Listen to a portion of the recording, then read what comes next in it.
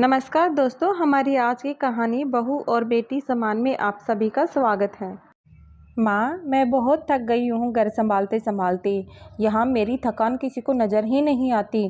कुछ दिन आराम करना चाहती हूँ। सोच रही हूँ कुछ दिनों के लिए अपने मायके आ जाऊँ। आते हुए अपने बच्चों को भी साथ ले आऊँगी। वे वहीं से स्कूल चले जाएंगे। आखिर एक ही शहर में ससुराल और मायका होने का कुछ तो फ़ायदा मिले। नम्रता ने फ़ोन पर अपनी माँ से कहा। पार्वती जी ने दूसरी तरफ से कहा, हाँ बेटा, जब तेरी इच्छा हो आ जाना। आखिर तेरा भी तो घर है। ठीक है माँ, तो मैं कल ही आ जाऊंगी। नम्रता खुश हो बोली। हाँ बेटा, कल आ जाओ, मैं तुम्हारा इंतजार करूंगी। अभी मैं फ़ोन रखती हूँ, मुझे मंदिर भी जाना है। कमला जी ने फ़ोन रख दिया। सीधे किचन में गई। किचन में खाना बना रही बहू से बोली, अरे अनुपमा सुनो, कल तुम्हारी ननद आ रही है। आज बाजार जाकर फल सब्जी और मिठाइयाँ लेकर आना। बेचारी मेरी बेटी ससुराल में नौकरों की तरह काम करती है और उस पर कोई ध्यान ही नहीं देता। यहाँ आएगी, कुछ दिन रहेगी तो उसका मन और तबीयत दोनों अच्छे रहेंगे। सास के मुंह से ऐसी बातें सुनकर अनुपमा का चेहरा उतर गया। वह मन ही मन सोचने लगी, काश आपको मेरी थकावट भी नजर आती। मैं भी दिन रात झाड़ू पोछा करती, बर्तन खाना बनाती, मार्केट जाना करती और हर वह काम करती हूँ जिससे हमारे परिवार वालों को कोई दिक्कत ना हो। काश आप मुझ पर भी ध्यान दे पाती। आपकी बेटी तो जब मन में आता है तब यहाँ आ जाती है, लेकिन मैं साल में एक बार भी अपनी माँ के पास जाती हूँ तब भी आपको प्रॉब्लम होती है। मैं भी इंसान हूँ, मेरा भी मन है। मुझे भी लगता अपनी माँ के पास जाकर थोड़ा आराम करूँ, सुख दुख की दो चार बातें करूँ, अपना मन हल्का करूँ। भगवान, अब तुम ही कुछ करो ताकि मेरी सास की आंखें खुले और उसे मेरी थकावट भी नजर आए। शाम तक भगवान ने जैसे अनुपमा की सुन ली और उसकी ननद का फोन आया। ननद ने अपनी माँ कहा कि उसकी सास ने उसे मायके आने के लिए मना कर दिया है, इसलिए इस बार वो नहीं आ सकती। पार्वती जी बोली, ऐसे कैसे मना कर दिया? पहले तो कभी वह तुम्हें आने के लिए नहीं रोकती थी, इस बार भला क्या हो गया? लाओ मेरी बात कराओ, उसे मैं समझाती हूँ। नम्रता ने फ़ोन अपनी सास को दिया। पार्वती जी ने कहा, नमस्कार समदन जी, आपसे कुछ कहना था। समदन जी ने कहा, कहिए। दरअसल नम्रता कल त्योहार है, इसलिए अपने मायके आना चाहती है।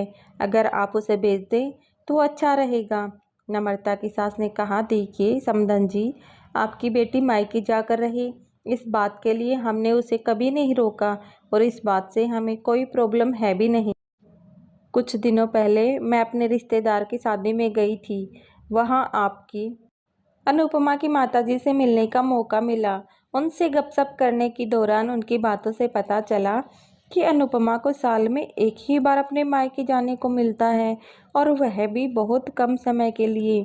मुझे लगता है आपको पहले अनुपमा को उसके मायके भेज देना चाहिए और वह जब मायके होकर आ जाएगी तो मैं नम्रता को आपके पास भेज दूंगी। एक बात बहुत ज़रूरी है जो मुझे लगता है आपको समझ लेना चाहिए कि आपको अपनी बहू को भी बेटी की तरह या बेटी से भी ज़्यादा प्यार देना चाहिए। उसे भी मायके जाने की इच्छा होती होगी।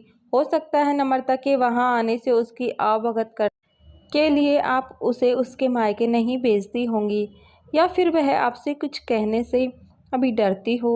अगर आप उसको घर में ऐसे ही कैद रखेंगी तो एक दिन ऐसा आएगा जब वह आपके खिलाफ बोलने लगेगी, फिर वह आपकी सुनेगी भी नहीं और जब चाहे तब अपने मायके जाएगी। ऐसी परिस्थिति आए, इससे अच्छा है कि आप ही कुछ बदलाव अमल में ले आएं जिससे आपका रिश्ता और रिश्ते की मिठास खराब ना हो। पार्वती जी को अपने समधन के हर एक शब्द में सच्चाई नजर आई। उन्हें महसूस हुआ कि उन्होंने अपनी बेटी के प्यार में अंधे होकर कभी भी अपनी बहू के मन का विचार नहीं किया। उन्होंने हमेशा ही अपनी बेटी को अपनी बहू से ऊपर रखा। दूसरी तरफ नम्रता भी अपनी भाभी के बारे में हो रही इस बातचीत को सुन रही थी। उसने भी रियलाइज़ किया कि वह कभी भी अपनी भाभी के साथ ठीक से बात नहीं करती और जब जब वह अपने मायके जाती है तो भाभी थोड़ी उदास रहती है। पार्वती जी ने अपनी बहू को बुलाया और उसे कहा कि अनुपमा, कुछ दिनों के लिए नम्रता नहीं आने वाली है, इसलिए पहले तुम अपने मायके होकर आओ। यह सुनते ही अनुपमा का चेहरा खिल गया, क्योंकि यह पहली बार था जब उसकी सास ने सामने से उसे अपने मायके जाने के लिए कहा था। अगले दिन अनुपमा अपने मायके गई और इस बार 1-2 दिन नहीं, पूरे हफ्ते भर रह कर आई। अपने माँ बाप से, अपने रिश्तेदारों से मिलकर आई और जब वह लौटकर आई तो उसका चेहरा खिला हुआ था, उसकी आंखें चमक रही थी। अनुपमा के आने के बाद नम्रता भी अपने मायके आई और इस बार वो खुद सामने से अपनी भाभी से खुशी खुशी मिली और अच्छे से बात की। नम्रता ने अपनी माँ से बात करके उन्हें भी अच्छे से समझने में मदद की कि वह कहीं ना कहीं अनुपमा के साथ गलत व्यवहार कर रहे थे। दूसरी तरफ अनुपमा अपने ससुराल वालों के बदले रवैया से बहुत खुश थी। अब वह खुशी खुशी सबका ध्यान रखती और हर काम प्यार से करती। वह ध्यान रखती कि कोई भी ऐसी बात या काम ना करे जिससे घर में तनाव का माहौल पैदा हो। पार्वती जी अपनी बहू को खुद ही समय समय पर मायके भेज दिया करती। एक छोटे से बदलाव ने सास बहू और भाभी ननद के बीच की कड़वाहट को दूर कर दिया और रिश्तों को और भी मजबूत और मीठा कर दिया।